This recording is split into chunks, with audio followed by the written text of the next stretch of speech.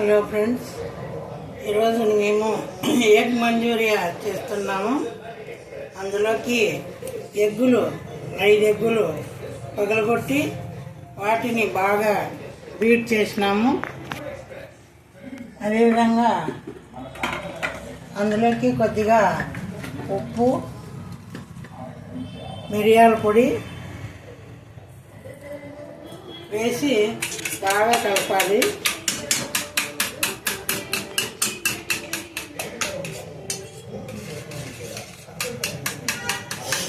బాగా నురుగు వచ్చేంత వరకు కలిపి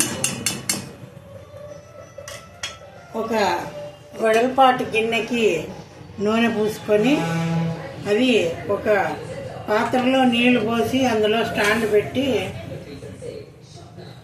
ఈ ఎగ్గునంతా కూడా అందులో వేయాలి.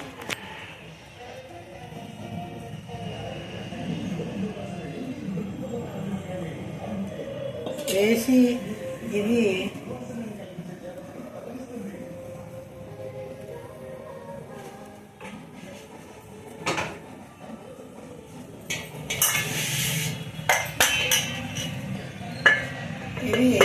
మూసి పెట్టాలి.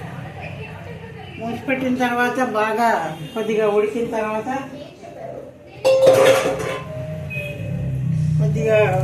ఇది ఉడికిన తర్వాత దీన్ని కేక్ లాగా కట్ చేయాలి.